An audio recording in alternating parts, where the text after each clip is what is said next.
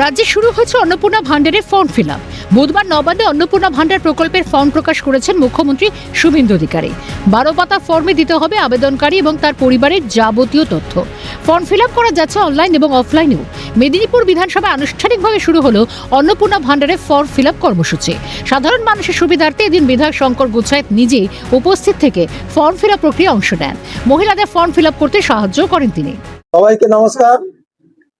আজকে মেদিনীপুর বিধানসভার এই যে বিধায়ক কার্যালয়, যে কার্যালয়ে প্রতিদিন জনতা দরবার হয়, সেই কার্যালয়ে আমরা উপস্থিত হয়েছি।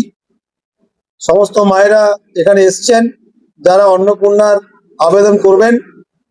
অন্নপূর্ণা ভান্ডার যে যোজনা, সেই যোজনার আনুষ্ঠানিক ফর্ম গতকাল সূচনা হয়েছে, পাবলিশড হয়েছে।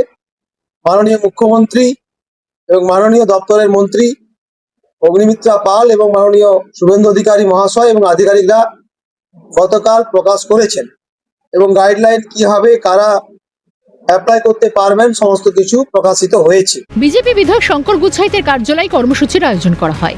অন্নপূর্ণা ভান্ডারের কথা বলতে গিয়ে তৃণমূলের দুর্নীতির কথাও তুললেন বিধায়ক শঙ্কর গুচ্ছায়েত। তিনি বলেন, মানুষকে ভুল বুঝিয়ে তৃণমূল নেতারা লক্ষ্মীর ভান্ডার প্রকল্পের টাকা আত্মসাৎ করত।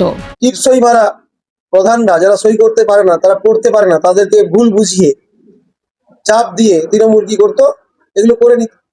তাই যারা অ্যাকচুয়াল প্রাপক তারা পেত না, আর যারা 2 নম্বরই করতো তৃণমূলের তল্পি বাহকরা, তারা বড় বড় ব্যবসা করতো, তারা চাকরি করতো, তারা গরিব মানুষের স্কিমের পয়সাগুলো খেয়ে নিত।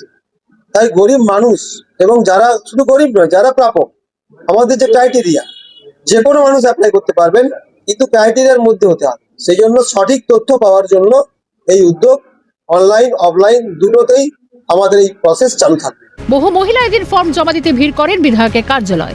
বিধায়কের এই উদ্যোগকে সাধুবাদ জানাচ্ছেন স্থানীয় মহিলারাই। অভিষেক চক্রবর্তী রিপোর্ট, ক্যালকাটা নিউজ।